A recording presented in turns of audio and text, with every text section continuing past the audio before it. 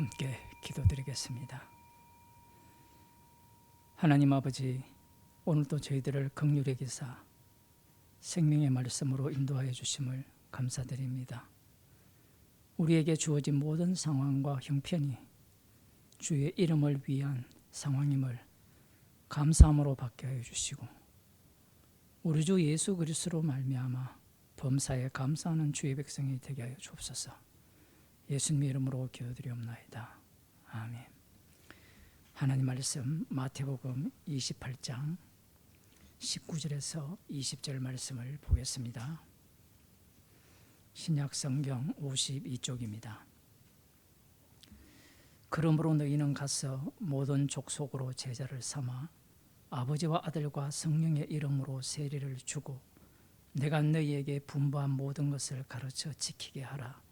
볼지어다 내가 세상 끝날까지 너희와 항상 함께 있으리라 하시니라. 아멘.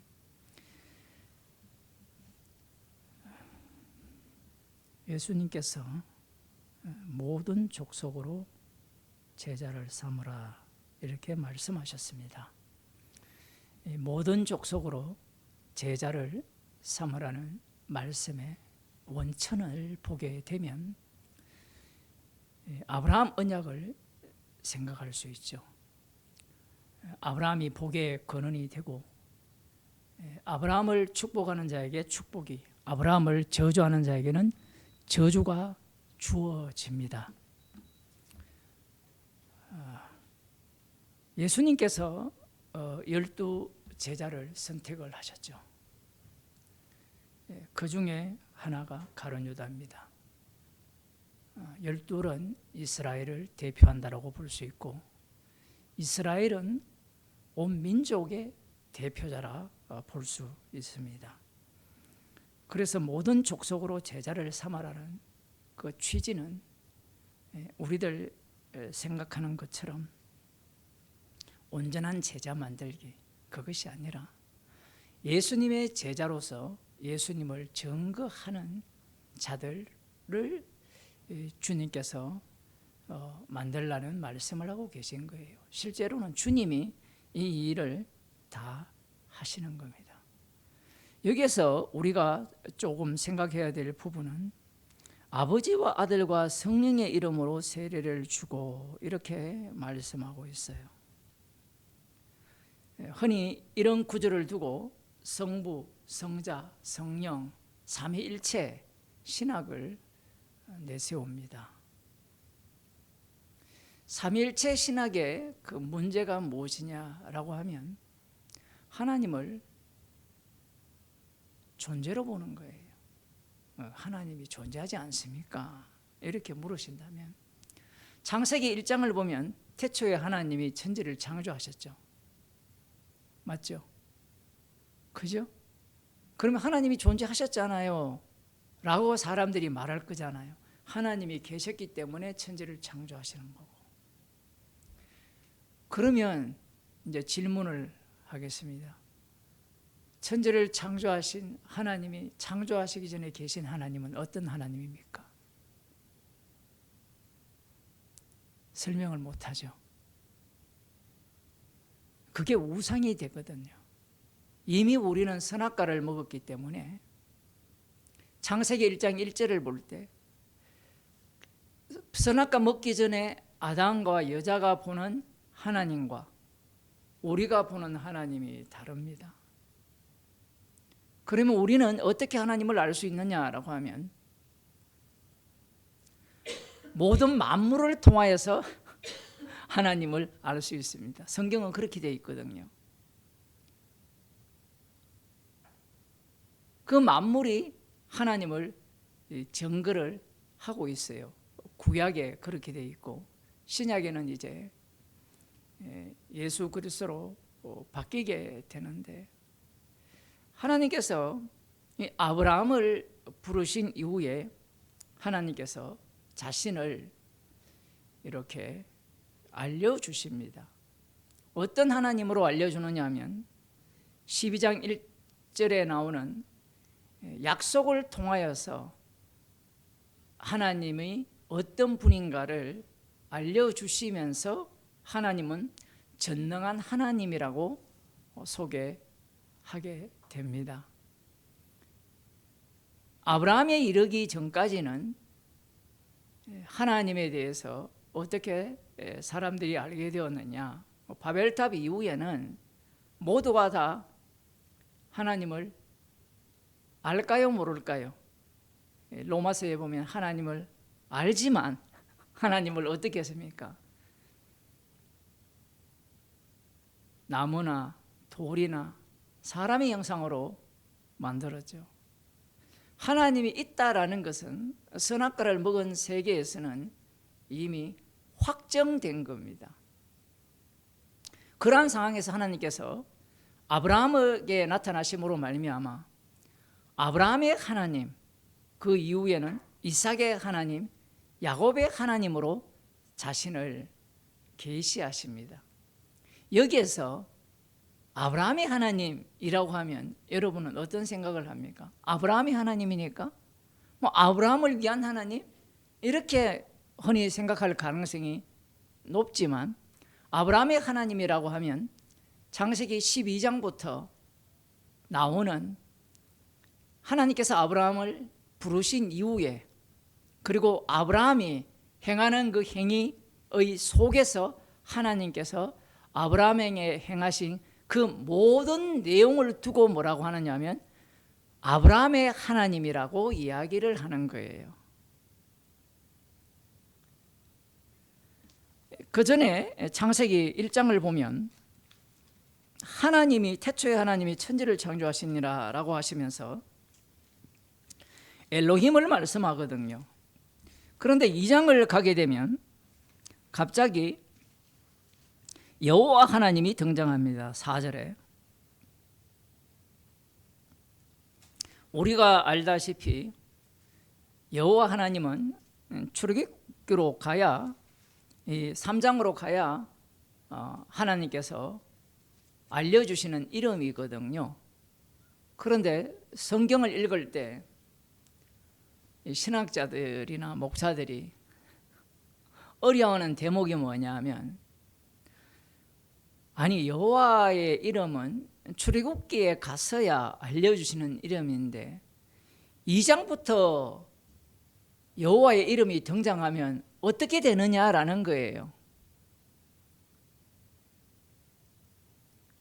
그러면 이건 우리가 지금 마태복음이 끝나가잖아요. 마태복음을 어떻게 본다 했습니까? 성령 받기 전 그 시간적 흐름으로 마태복음을 보는 관점이 있고 또 하나는 성령을 받아서 십자가에서 완료한 상태에서 마태복음 1장 1절을 보는 관점이 있다고 했죠. 그러면 여호와의 이름이 등장한다고 했을 때 이것이 이제 어떤 관점에서 봐야 되느냐? 이미 여호와의 이름이 이스라엘 백성들에게 모세에게 알려진 이후에 기록한 말씀으로 볼 수도 있고 그 4장에 보면 그때 비로소 여호와의 이름을 불렀더라. 처음 여호와의 이름을 부르는 그 내용이 나옵니다. 26절에 셋도 아들을 낳고 그 이름을 에노스라 하였으며 그때의 사람들이 비로소 여호와의 이름을 불렀더라. 여기에 보면 또 여호와의 이름이 나오죠. 처음 여호와의 이름을 부른 지점은 이 지점이에요. 나중에 그 야곱의 삼촌 라반도 여호와를 알고 있거든요. 그러니까 지금 성경이 어려운 게 뭐냐면 2장부터 등장하는 여호와의 이름은 이스라엘 백성들에게 알려주신 여호와의 이름이고 4장에 나오는 이 여호와의 처음 부른 이름은 에덴 동산에서 쫓겨나서 그들이 이름을 지어 불렀던 겁니다. 그럼 여호와의 의미가 무엇이냐라고 하면 몰라요. 4장에서는 몰라요. 그냥 신으로 불렀던 겁니다. 이런 것들이 되게 어려워요. 그런데 이것을 만일에 여호와의 이름을 알려준 상태에서 4장을 해석하게 되면 자기들이 처음 불렀던 여호와의 이름은 뭐가 되죠? 우상이 되고 이스라엘을 통하여서 알려주신 그 이름, 그 여호와라는 이름 자체는 우리가 생각해야 되는 게 뭐냐 하면 그 이름 안에는 하신 일이 있어요. 이름 안에는 그냥 이름이 아니고 우리 각자 이름이 있잖아요. 이름이 있을 때 우리 이름 안에는 몸뚱아리가 있고 우리가 지금까지 살아왔던 모든 것들이 다 담겨 있어요. 이 성경은 그렇게 이야기를 하는 겁니다. 왜냐하면 창세기에 보게 되면 그 하나님께서 동물들을 지으시고 아담에게 데리고 오니까 아담이 이름을 지었잖아요. 그 이름 안에 그 모든 의미를 다 담고 있는 거예요. 여호와의 이름을 불렀더라 했을 때 출애굽기 32장에 가면 이스라엘 자손들이 시내산 밑에서 황금 송아지를 만들어서 뭐라고 이야기합니까? 보라, 이것이 바로 우리를 애굽 땅에서 인도하여 낸 하나님이라, 신이라 하죠. 그 신이란 이름 자체가 여호와라는 거예요. 그러니까 여호와라는 이름 안에는 그 신이 행한 일이 담겨 있는 거예요. 하나님께서 모세를 불러서 이스라엘 자손들을 출애굽시키려고 할 때 모세가 뭐라고 묻습니까? 저들이 아브라함의 하나님, 이삭의 하나님, 야곱의 하나님이 보내서 왔다라고 하면 말 안 듣는다는 거예요. 그래서 하는 말이 이름이 뭐냐고 물으면 뭐라고 답할까요? 우리같이 믿음 좋은 사람은 아브라함의 하나님, 이삭의 하나님, 야곱의 하나님이 보냈다 하면 좋아하겠죠. 우리같이 관람자의 입장에서는 좋아해요. 그러나 이 애굽에 살고 있는 이 400년 정도의 그 노예 종살이를 하고 있는 그들의 입장에서는 그들은 신의 이름에 익숙한 자들입니다. 태양신 이름이든 파리신이 되었든 이신이 되었든 각자가 하는 일이 있어요. 콕 집어서 문제를 해결해 준다는 겁니다. 옛날 의사들은 모든 병을 다 진료하고 다 치료했잖아요. 이게 이제 점점 세분화된 그렇게 되었는데 신들도 마찬가지입니다. 그 이스라엘 자손들이 생각하기에 전능한 하나님, 그거야 뭐 이방인들도 다 알고 있는 하나님인데 진짜 이름이 뭐냐? 그 이름을 알려달라고 했을 때 하나님께서 나는 나고 나는 스스로 있는 자라 이렇게 말씀합니다. 자, 여기에서 우리가 생각해야 되는 게 사람들은 나는 나다, 나는 스스로 있는 자다 라고 할 때 사람들이 그게 바로 진짜 하나님이야 라고 이야기하거든요. 맞죠? 근데 이방 나라 세상의 신치고 나는 나고 스스로 있는 자라고 하지 않는 신이 어디 있습니까? 신이라면 적어도 그래야 되거든요. 거기에서 하나님께서는 나는 그 이름을 알려주는데 여호와 하나님이라고 하죠. 여호와 하나님이라고 하면서 아브라함과 이삭과 야곱 조상들의 하나님이라고 이야기를 합니다. 나는 나다, 스스로 있는 자다. 이 내용이 이 말씀 안에 무엇을 집어넣으면 되느냐 하면 여호와 하나님을 집어넣고 그 다음에 여호와 하나님을 집어넣고 거기에 이 러시아 인형 있잖아요. 러시아 인형은 점점 작아지는데 지금 제가 하는 이야기는 똑같은 겁니다. 제일 바깥쪽에 나는 나다, 스스로 있는 자다, 신이잖아요. 그 신의 이름이 여호와 하나님이에요. 그럼 여호와 하나님만이 나는 나고 스스로 있는 분이 돼요. 그러면 여호와 하나님은 누구냐라고 할 때는 아브라함과 이삭과 야곱의 하나님이에요. 그 내용으로 채워지는 거예요.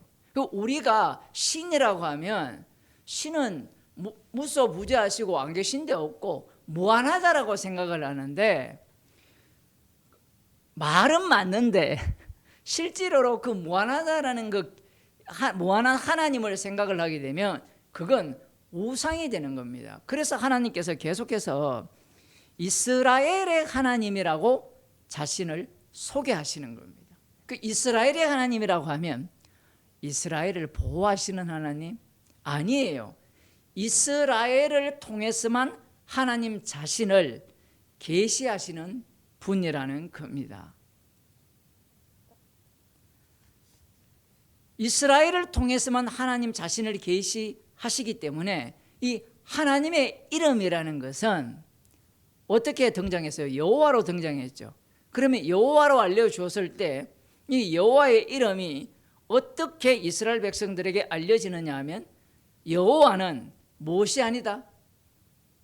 너를 위한 여호와가 아니라는 내용을 담고 있죠. 출애굽기 32장 27절을 한번 볼까요?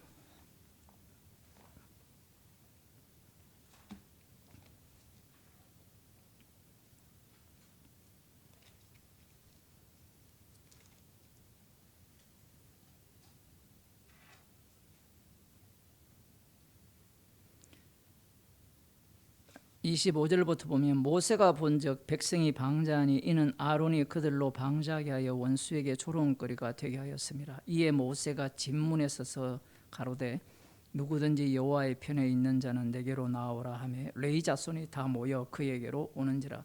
모세가 그들에게 이르되 이스라엘의 하나님 여호와께서 이같이 말씀하시기를. 이스라엘의 하나님 여호와께서 말씀하셨다는 거예요. 이스라엘의 하나님이 어떤 분인가를 지금 보여주시겠다는 겁니다.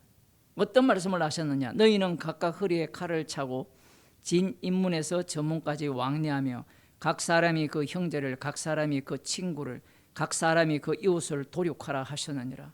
레위 자손이 모세의 말대로 행하며 이날의 백성 중에 3,000명 가량이 죽인 바 된지라. 모세가 이르되 각 사람이 그 아들과 그 형제를 쳤으니 오늘날 여호와께 헌신하게 되었느니라. 그가 오늘날 너희에게 복을 내리시리라. 이스라엘의 하나님이 이런 분입니다.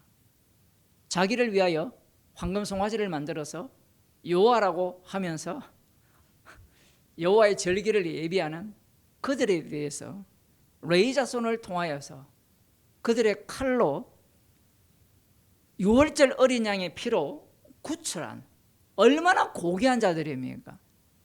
하나님의 장자거든요. 그들을 죽여버립니다. 3,000명 가량을. 이런 분이 바로 이스라엘의 하나님 여호와입니다.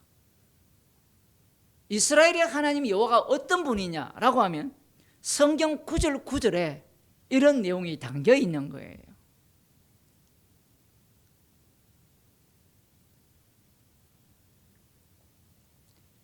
민수기 16장 9절을 보면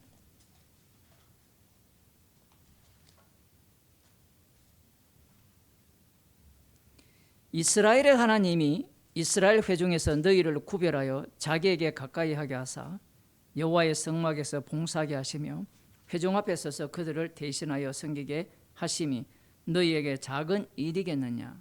이 고라 당이 등장하여서 아론 너만 잘났느냐? 우리도 혈통적으로 봐도 사람들의 지지세를 보더라도 너희 결코 뒤지지 않는다라고 할 때 이스라엘의 하나님께서 이 레위 자손들을 따로 제사장을 따로 택했다라는 겁니다. 아론 자손을. 여기에 대해서 시비를 거는 자를 이스라엘의 하나님께서 어떻게 처리를 하십니까? 그들을 불살라 버리고 땅이 그들을 삼키게 하셨습니다. 이게 바로 이스라엘의 하나님이에요. 여호와입니다.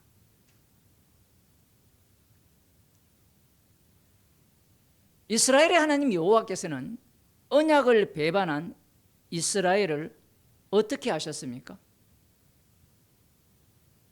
북이스라엘과 남유다를 심판하셨죠. 예루살렘을 불살라버립니다. 심지어 여호와의 이름이 있는 성전조차 이 짐승의 손에 의해 불살라버리게 만들었습니다. 이러한 분이 바로 이스라엘의 하나님이에요. 이스라엘의 하나님께서 이스라엘을 심판하시고 심판한 이후에 이스라엘 위하여 약속을 하시잖아요. 다윗 언약을 세우셨잖아요. 영원히 무너지지 않는 그 왕국, 하나님 나라를 하나님께서 약속을 하셨습니다. 그러한 상황에서 이스라엘 자손들은 예수님이 오셨을 때 누구의 이름으로 살아갔을까요? 당연히 여호와의 이름으로 살았겠죠. 하나님의 영광을 위하여 산 거예요. 그것이 그들의 삶이었고 실질적인 모습이었던 겁니다. 지금 예수님께서 아버지와 아들과 성령의 이름 안으로, 그 헬라어 단어가 에이스인데 이름으로 이렇게 지금 우리 번역되어 있지만 이름 안으로 세례를 주라 이렇게 말씀을 하셨는데, 사람들은 어디에 관심이 있느냐면 아버지와 아들과 성령에 관심이 있어요. 성부, 성자, 성령 이렇게 하잖아요. 그런데 지금 이 본문에서 아버지와 아들과 성령의 이름이에요. 이름에 지금 방점이 있는 거예요. 이름에 방점이 있다라는 것은 아버지, 다른 아버지가 있고 아들, 다른 아들이 있어요. 그 다음 성령, 이것도 다른 성령이 있다라는 얘기입니다. 지금 예수님께서 하시는 말씀의 이 취지가 이름에 그 가장 이 중점을 두고 있는 거예요. 이름. 마태복음 1장을 보면, 아독까마득한 옛날에 봐가지고 1장에 보면 이 아브라함과 다윗의 자손 예수 그리스도의 세계라라고 하면서 이 이름들이 나오죠. 이 이름들은 어떤 이름이냐라는 거예요. 이 계보를 보게 되면 유대인들이 본다면 예수님이 그리스도라고 인정할 계보냐라는 거예요. 예수님이 그리스도라는 것은 어떤 의미가 되느냐 하면, 예수님 자신의 입장에서는 예수님이 하나님의 친아들이라 했잖아요. 솔로몬은 하나님의 아들이 맞아요. 다윗 언약에 의하면 다윗의 자손은 하나님의 아들이 맞아요. 그리고 이스라엘도 하나님의 아들이 맞아요. 그러나 친아들은 아닙니다. 그런데 예수님은 그리스도로서 하나님의 친아들이잖아요. 그러면 이 계보하고 안 맞다라는 겁니다. 무엇이 안 맞느냐 하면 이 면면들, 이름들이 있죠. 14대, 14대, 14대라는 이 이름들의 그 내용 전체를 모으면 하나님의 이름이에요. 여호와라는 이름이 나오는 겁니다. 무슨 말인지 이해하셨어요? 그 아브라함부터 이 다윗까지 전체 이 과정 전체가 여호와가 어떠한 분인가를 그들 속에서, 그들을 통하여서 계시하셨던 거예요. 그러면 그리스도가 온다면 분명히 여호와의 이름으로 오겠죠. 여호와의 이름으로 온다면 자신을 하나님이라 말할 수 있습니까, 없습니까? 말할 수 없죠.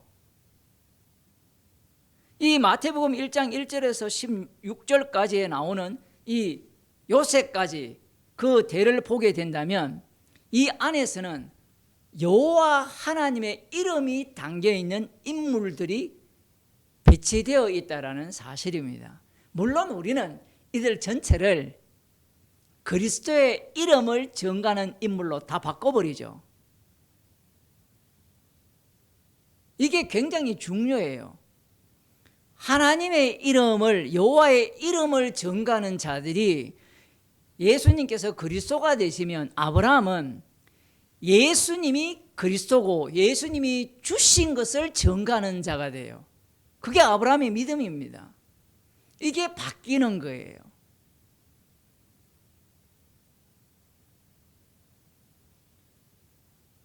사람들은 이 목사들이나 신학자들은 삼위일체 신학 자체가 머릿속에 들어와 버렸기 때문에 원래 엘로힘, 창세기 1장에 나오는 엘로힘이 부정당한다라고 생각을 하지 않아요. 이 사고방식이 참 어렵습니까? 하나님이 천지를 창조했지 않습니까? 이렇게 이야기를 할 때 예수님이 십자가에서 다 이루시게 되면 그 천지를 십자가이신 예수님이 창조했다라고 바꿔버려요. 그러면 엘로힘 하나님, 창세기 1장에 1절에 나타난 하나님은 뭐가 되느냐면 우상이 돼요.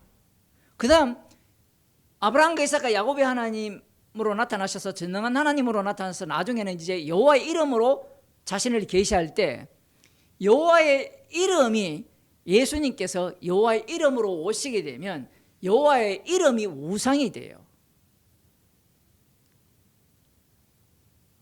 이 주의 이름을 부르는 자는 구원을 얻으리라. 그게 여호와거든요. 원래 구약에 있는 말씀에 의하면. 그런데 그 주의 이름이 누가 돼요? 예수님이 돼요. 예수님이 심판주가 되는 겁니다. 이게 왜 그렇게 중요하냐라고 하면 이 이스라엘을 하나님이 택하여서 자기를 계시하셨잖아요. 이미 출애굽기에서도 나타났지만 여호와로 알려줌에도 불구하고 자기를 위한 여호와로 바꿔버리죠. 출애굽기 32장에서 종말이 되면 예수님이 오셨을 때 그들은 율법의 의로 흠없는 자로 살아갑니다. 성전에서 열심히 하나님의 율법대로 제사를 드리죠. 그 모든 것들을 누구를 위해 합니까? 자기를 위해 하는 거예요.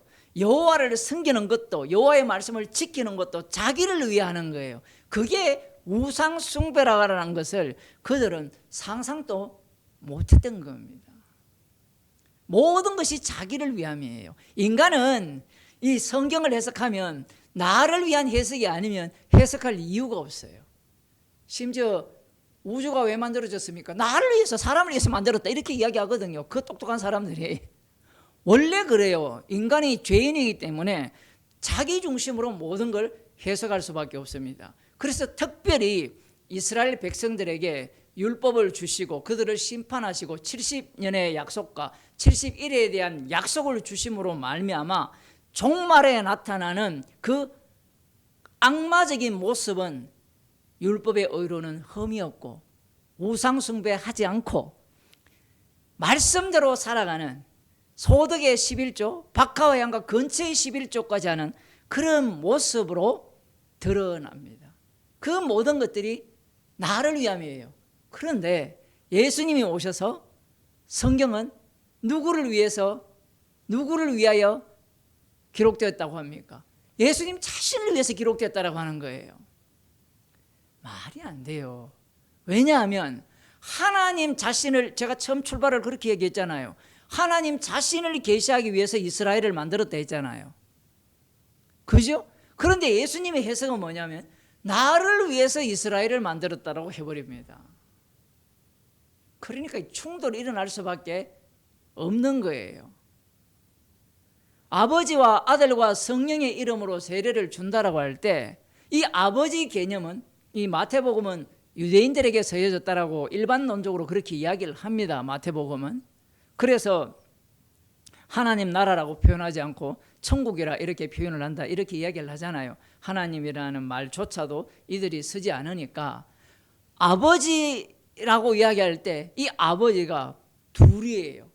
예수 그리스도의 아버지, 그죠?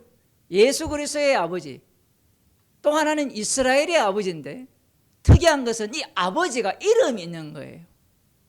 왜냐하면 아버지와 아들과 성령의 이름으로 세례를 주라 했잖아요. 방금 제가 설명을 했잖아요. 하나님의 이름을 물었잖아요. 이스라엘이 먼저 물었잖아요. 먼저 물었을 때 이름이 뭐냐? 이 말은 뭘 할 거냐? 우리를 위해서 뭘 해줄 거냐 이 얘기예요. 하나님께서는 너희를 위해서 뭘 해주는 게 아니라 아브라함과 이삭과 야곱이 하신 언약을 위해서 언약대로 시행하겠다라는 분이 여호와라는 이름이에요. 여호와라는 이름. 그 여호와라는 이름은 동일한 여호와를 쓰더라도 다른 의미를 담고 있는 겁니다. 그래서 지금 아버지라고 할 때는 이스라엘의 아버지가 있죠. 이스라엘의 아버지 하나님이 있잖아요. 그 하나님의 이름은 뭐냐면 여호와입니다. 맞죠? 그러면 예수님이 말씀하시는 아버지는 누구의 아버지죠? 예수님의 아버지죠. 그죠? 그러면 이름이라는 것은 자기를 계시한 자 있잖아요. 자기를 계시한 자 있잖아요. 다시 말씀드리면 이스라엘이 먼저 묻잖아요. 뭘 할 거냐? 라고 물었을 때 하나님께서는 나는 나다라고 하면서 이름을 여호와 하나님이라고 알려주시면서 아브라함과 이삭과 야곱의 하나님이라고 소개를 합니다. 그러니까 이름은 무엇을 하시는 내용이 담겨 있어요. 그래서 아버지의 이름이 뭐냐라고 하면 예수님이에요.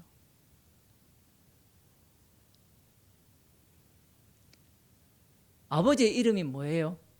지금 이 목사들이나 신학자들이 이걸 고민을 안 해요. 아버지의 이름 그냥 아버지의 이름이지. 그다음 아들의 이름은 뭐예요? 아버지와 아들과 성령의 이름으로 했으니까 아들의 이름은 뭡니까? 나사렛 예수예요. 이게 이제 사도행전에 보면 나오죠. 너희가 십자가에 못 박은 이 예수를 주와 그리스도가 되게 하셨다. 아들의 이름은 예수님이에요. 예수 이름 외에는 구원을 얻을 만한 이름을 준 적이 없습니다. 이 말씀도 참 너무 뭐라고 할까요? 과격하다 해야 되나요? 왜냐하면 구약에는 여호와의 이름이 다 구원했잖아요. 그런데 이제 와서 하시는 말씀이 예수 이름 외에는 구원을 얻을 만한 이름을 준 적이 없다라고 해버려요.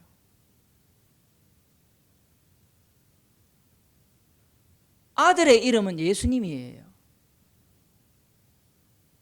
그러면 성령님은 성령의 이름은 뭐예요? 이거 희한하잖아요. 우리는 이렇게 하잖아요. 성부와 성자와 성령으로 세례를 주노라 이러면 성부, 성자, 성령이 이름이야. 맞죠? 사람들이 그렇게 생각을 해요. 그러니까 천주교에 가면 맨날 성부, 성자, 성령 하면서 내용 들여다보면 구약의 우상 숭배하는 이스라엘과 다를 바 없는 그런 성부, 성자, 성령이잖아요. 왜 이름에 주목하지 않느냐라고 하면 아마 관심이 없을 수도 있고요. 성부, 성자, 성령 하면 하나님이 계시고 하나님의 아들이 있고 하나님의 영이 있으니까 이분들이 성경을 통해서 어떻게 했느냐 하면 끌어모아 가지고 정리를 하는데 그것도 안 되니까 철학적 용어를 갖고 와서 그 의미를 계속해서 부여하면서 성부는 어떨 거고 성자는 어떨 거고 성령은 어떻다 이렇게 규정을 해나가는 거예요. 그들은 이름에는 관심 하나도 없는 겁니다. 출애굽기 32장에서 여호와의 이름이 부정당한다는 사실을 몰라요. 동일한 언어를 쓰는데 이게 나중에 똑같은 예수인데 무슨 예수가 있죠? 다른 예수가 있고 똑같은 그리스도인데 무슨 그리스도가 있어요? 적그리스도가 있잖아요. 이게 구약에도 똑같이 있거든요. 그래서 지금 마태복음 28장 19절에 말씀하시는 아버지와 아들과 성령의 이름에 주목을 해야 되는데 이름에 주목을 하지 않아요. 성령의 이름으로 하게 되면 성령의 이 별명이 뭡니까? 그리스도의 영이거든요. 그리스도의 영이에요. 그렇게 되면 사실은 주 예수의 이름으로 세례를 주라 이 얘기예요. 그러면 이 마태가 왜 성부와 성자와 성령의 이름으로 세례를 주라고 말을 하느냐라고 따질 거 아닙니까? 방금 다 설명했잖아요. 이미 유대인들 속에는 하나님의 영이 있죠. 맞죠? 하나님의 아들 개념이 있죠. 자기들이 하나님 아들이잖아요. 그리고 또 뭐가 있습니까? 하나님 아버지가 있죠. 이 개념이 자리를 잡고 있어요. 자리를 잡고 있는데 지금 예수님께서는 이름으로 세례를 주라는 거예요. 이름. 아버지와 아들과 성령의 이름으로. 마태복음 11장을 한번 보겠습니다.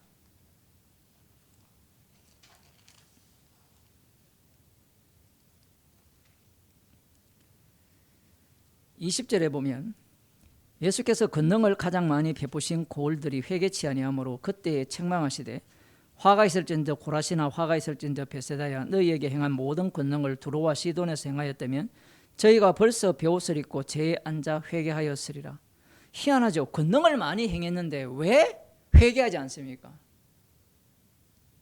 권능은 이용만 해먹으면 돼요. 무슨 말이냐 하면 지금 이 갈릴리 지역에 있는 이들이 예수님께서 권능을 많이 행하니까 이 권능은 어떤 권능이에요? 우리는 이미 마태복음 26장, 7장, 8장을 다 봤잖아요. 십자가의 권능이잖아요. 그 십자가 지신 분이 주님이심을 전가하는데 회개하지 않잖아요. 사도행전에 보면 복음을 전할 때 회개를 하잖아요. 우리는 오해를 하는 게 권능을 많이 행하면 당연히 회개할 거라는데 권능을 많이 행하면 마태복음의 4장에 의하면 회개하기는커녕 마귀의 본성이 드러날 뿐이에요. 단순히 고라신과 베세다의 문제가 아니라 이 약속의 땅에 살고 있는 남은 자들의 태도가 그러하다라는 겁니다. 앞부분에 보면 비유가 나오죠. 아이들이 장터에 앉아 제 동물을 불러 가로되 우리가 너희를 향하여 피리를 부르도 너희가 춤추지 않고 우리가 애곡하여도 너희가 가슴을 치지 아니하였다 한가 같도다. 요한이 와서 먹지도 않고 마시지도 아니하며 저희가 말하기를 귀신이 들렸다 하더니 인자는 와서 먹고 마시며 말하기를 보라 먹기를 탐하고 포도주를 즐기는 사람이요 세리와 죄인의 친구로다 하니 지혜는 그 행한 일로 인하여 옳다함을 얻느니라. 박자를 못 맞추죠. 왜냐하면 이들은 소경이기 때문에 그래요. 박자를 맞출 수가 없습니다. 심지어는 방금 세례요한조차도 박자를 못 맞췄죠. 11장에 보면 앞부분에 보면 세례요한도 동일하게 박자를 못 맞췄는데 예수님께서는 세례요한을 자기 속으로 편입시켜서 말씀을 하시는 겁니다. 22절에 보면 내가 너희에게 이르노니 심판날에 두로와 시돈이 너희보다 견디기 쉬우리라. 가버나움아 네가 하늘에까지 높아지겠느냐 음부에까지 낮아지리라. 네게서 행한 모든 권능을 소돔에서 행하였다면 그 성이 오늘날까지 있었으리라. 내가 너희에게 이르노니 심판날에 소돔 땅이 너보다 견디기 쉬우리라. 이 예수님께서 종말에 직접 나타나셔서 말씀을 하셨는데 회개하지 않잖아요. 나중에 이 말씀은 성령을 회망하면 용서함을 받지 못한다는 말씀과 연결이 됩니다. 그러면서 25절에 보면 그때 예수께서 대답하여 가라사대 천지의 주지이신 아버지여 이것을 지혜롭고 슬기 있는 자들에게는 숨기시고 어린아이들에게는 나타내심을 감사하나이다. 여기에 보면 천지의 주지이신 아버지가 나오죠. 물론 예수님께서 주기도문 가르칠 때 하늘에 계신 우리 아버지여라는 표현을 쓰죠. 그죠? 주기도문은 예수님이 십자가에서 다 이루시는 내용인데 예수님의 아버지가 하시는 일이 뭐냐면 지혜롭고 슬기 있는 자들에게는 숨기시고 어린 아이들에게는 나타내심을 감사하나이다. 지혜 있는 자들은 숨기시고 어린 아이들에게는 나타낸다는 겁니다. 여기에서 지혜 있는 자들이 누굽니까?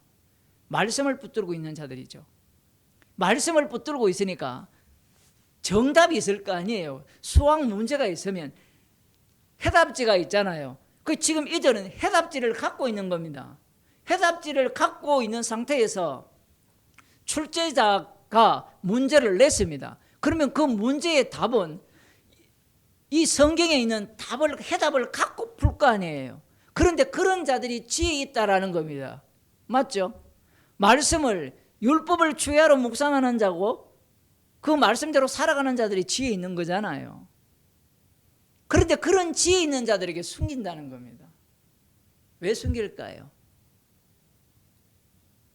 그러면 안 숨기면 은혜가 은혜되지 못해요. 십자가의 피 공로만을 높이기 위한 주님의 조치입니다. 십자가의 지혜라는 것은 인간의 지혜로 도달 못해요. 사람들이 오해하는 게 뭐냐면 십자가의 지혜를 알면 천국 갈 수 있다라고 생각해요. 그건 십자가의 지혜를 잘못한 거예요.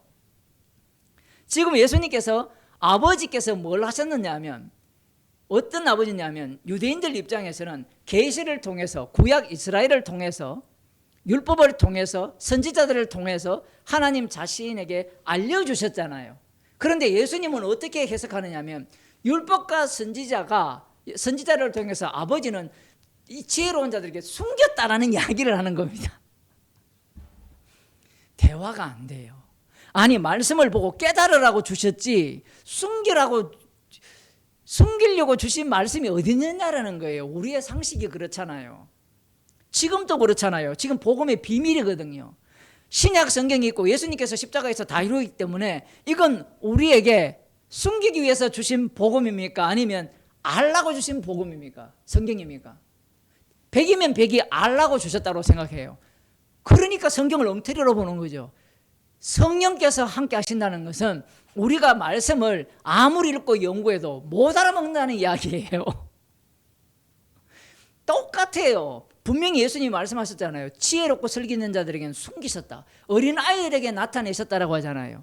어린아이들 지금 예수님이 어떤 비유를 씁니까? 죄인을 찾아갔잖아요. 죄인은 처분만 기다리는 거예요. 판결자가 누굽니까? 십자가신 예수님이에요. 모든 사람은 죄인입니다.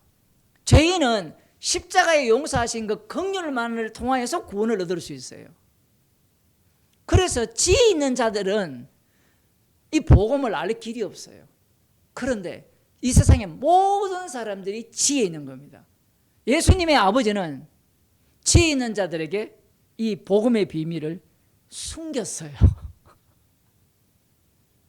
그러면 아버지의 이름이 분명하죠. 구약에 보면 하나님께서 말씀을 하시면 계속해서 나를 알라 돌아오라 이렇게 말씀을 하셨잖아요. 그런데 예수님의 취지는 예수님의 아버지는 다 숨겼다라는 겁니다. 그러면서 이렇게 말씀합니다. 옳소이다 이렇게 된 것이 아버지의 뜻이니이다. 저들이 권능을 행하여도 안 믿는 것이 아버지의 뜻이에요. 자, 다시 한번 설명드리면 권능을 행했잖아요. 그러면 이것을 요한복음에는 표적이라 하잖아요. 이 사람들의 수준이 어느 만큼 높으냐 하면 권능을 행하면 우리는 하나님이 함께 한다고 생각하잖아요. 논리가. 그런데 이들은 권능을 행해도 실제로 심지어 죽은 자를 살리더라도 율법에 부합하면, 율법 중에 가장 큰 율법이 뭡니까? 나 외에 다른 신을 섬기지 말라 했는데 자기가 신이라 그러면, 자기가 하나님이라 하면 그걸 용납하겠습니까? 용납 못하죠.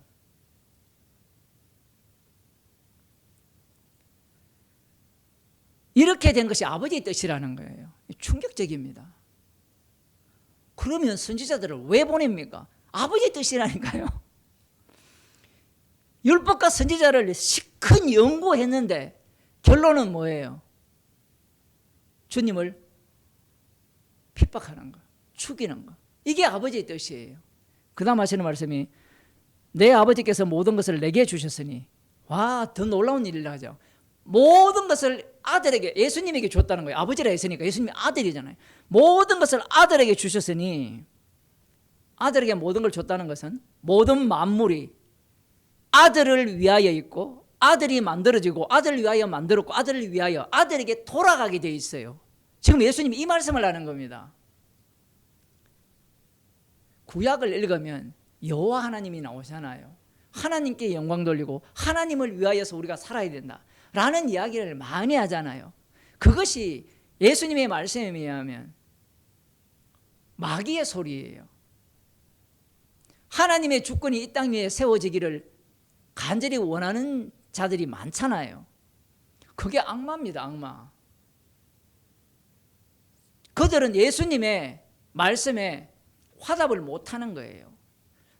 아이들이 울면 가슴을 쳐주면 되는데 그것도 하나 못해요. 심지어 지혜롭다고 하는 자들이. 내 아버지께서 모든 것을 내게 주셨으니, 예수님이 심판 주가 되셨다는 겁니다. 그런데 아직까지 십자가에 돌아가시지 않았잖아요. 그런데 벌써 주셨다라는 거예요. 그러니까 제가 마태복음을 어떻게 봐야 된다 했죠? 십자가의 완료성에서도 봐야 되고 십자가로 가는 길로도 봐야 된다고 말씀을 드린 겁니다. 모든 권세를 모든 것을 내게 주셨으니 아버지 외에는 아들을 아는 자가 없고 아들과 또 아들의 소원대로 계시를 받는 자 외에는 아버지를 아는 자가 없도다. 잘 봅세요. 논리가 아버지 외에는 아들을 아는 자가 없고, 그러면 너희들이 아들을 알 수 있다 없다? 없다라는 거예요. 아버지만 나를 안다는 거예요. 그 다음 내용이 뭐냐면 아들과 또 아들의 소원대로 계시를 받은 자 외에는 아버지를 아는 자가 없느니라. 이거 요한복음 똑같아요. 나를 본 자가 아버지를 본 거고, 나를 영화롭게 하는 것이 아버지를 영화롭게 하는 게 지금 마태복음에서는 아들의 소원대로 계시를 받는 자 외에는 아버지를 아는 자가 없다라는 겁니다. 이게 무슨 얘기냐면 아버지가 알게 하면 안 됩니까? 우리 이 논리잖아요. 맞죠? 이미 이스라엘 같은 경우에는 자신들의 아버지가 여호와 하나님이잖아요. 그 하나님을 알게 하셨잖아요. 알게 하셨는데 그 알게 하심 자체가 지혜였는데 지혜 있는 자는 알지 못한다는 겁니다. 왜 그러냐? 모든 것을 아들에게 주셨기 때문입니다. 아들에게, 예수님께 주셨기 때문에 아버지를 알 수 있는 길은 딱 하나예요. 내가 소원을 빌어야 돼. 나를 통하여만 아버지를 알 수 있다라는 겁니다. 이거 유대인들에게는 용납이 안 되는 겁니다. 그래서 다시 마태복음 28장으로 돌아와서 예수님께서 아버지와 아들과 성령의 이름으로 세례를 주라고 하잖아요. 그죠? 그러면 이 아버지는 누구의 아버지입니까? 예수 그리스도의 아버지죠. 그죠? 아버지의 이름은 예수 그리스도에 의해서 나타났고, 그 다음 아들의 이름은 예수님이고, 그 다음 성령의 이름은 그리스도의 영으로서 예수 그리스도를 증거하게 되어 있습니다. 그래서 사도행전 2장을 보겠습니다.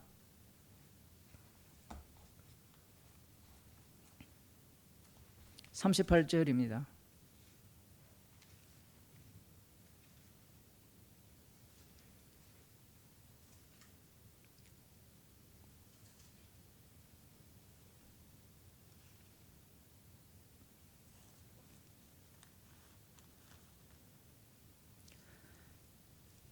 (37절에) 보면 저희가 이 말을 듣고 마음에 찔려 베드로와 다른 사도들에게 물어 가로되 형제들아 우리가 어찌할꼬 하거늘 베드로가 가로되 너희가 회개하여 각각 예수 그리스도의 이름으로 세례를 받고 죄 사함을 얻으라. 그리하면 성령을 선물로 받으리니. 이렇게 나와요. 마태복음 28장에서는 아버지와 아들과 성령의 이름으로 세례를 주라 했으면 베드로 같으면 갈릴리에서 산에서 마지막에 말씀을 들은 거잖아요. 그러면 뭐라고 해야 돼요? 아버지와 아들과 성령의 이름으로 세례를 받고 이렇게 이야기를 해야 되잖아요. 그런데 여기에서는 예수 그리스도의 이름으로 세례를 받고 죄 사함을 얻으라 이렇게 이야기합니다. 예수 그리스도의 이름이 뭐냐라고 하면 예수 그리스도의 이름이 3장에 보면 그 이름이 성전 민문에 앉은 안전뱅이를 낫게 했습니다. 그리고 4장으로 넘어가면 이 사도들은 예수 그리스도의 이름으로 일을 해요. 예수 그리스도의 이름으로. 예수 그리스도의 이름으로 세례를 받고 그리하면 성령을 선물로 받으리니 이렇게 하잖아요. 자, 여기에서 예수 그리스도의 이름으로 세례를 받는 것은 외형적이죠. 인간이 할 수 있는 일이잖아요. 맞죠? 그런데 성령은 인간이 할 수 있습니까? 없습니까? 없죠. 그러면 인간들은 뭘 낚아채겠어요? 아버지와 아들과 성령의 이름으로 세례를 주는 거는 지 맘대로 할 수 있잖아요. 근데 성령은 안 되죠. 그러니까 이 일이 성령의 일이라는 것이라고 조작하려면 어떻게 해야 돼요?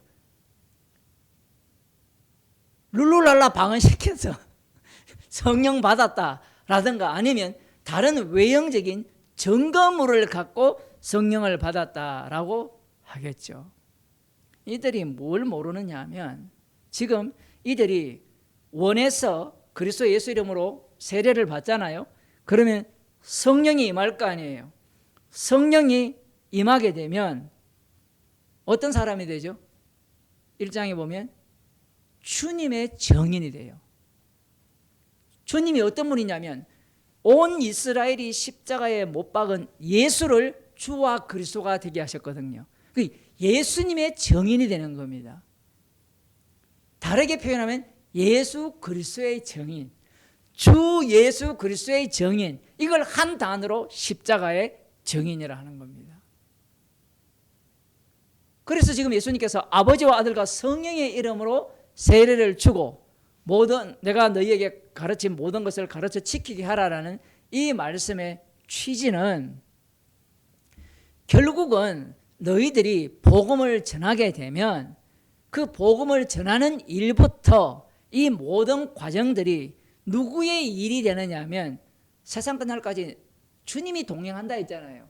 주님의 일로서 주의 이름만을 전가하는 일이 된다라는 겁니다. 그래서 사도행전 28장에 가면 남는 게 뭐였어요? 듣는 자도 있고 떠나가는 자도 있잖아요. 십자가의 능력이 드러나는 현장으로 주님께서 자신의 제자들을 보내시게 되는 겁니다. 기도하겠습니다. 하나님 아버지, 예수 그리스도의 이름 외에는 구원을 얻을 만한 다른 이름을 주신 적이 없다고 말씀하셨습니다. 우리에게 성령을 주셔서 예수님이 주님이시요 그리스도이심을 믿게 하시고 십자가의 증인으로서 이 땅을 살아가게 하심을 감사드립니다. 날마다 우리들의 죄가 주님의 이름 앞에 드러나게 하시고 십자가의 사랑을 날마다 깊이 알아가는 주의 백성이 되게 하옵소서. 예수님 이름으로 기도드리옵나이다. 아멘. 하늘에 계신 우리 아버지여, 이름이 거룩히 여김을 받으시오며 나라의 임하시오며 뜻이 하늘에서 이루어진 것 같이 땅에서 이루어지이다. 오늘날 우리에게 일용할 양식을 주옵시고 우리가 우리에게 죄진 죄를 사하여 준 것 같이 우리 죄를 사하여 주옵시고 우리를 시험에 들게 하지 마옵시고 다만 악에서 구하옵소서. 대개 나라와 근세와 영광이 아버지께 영원히 삼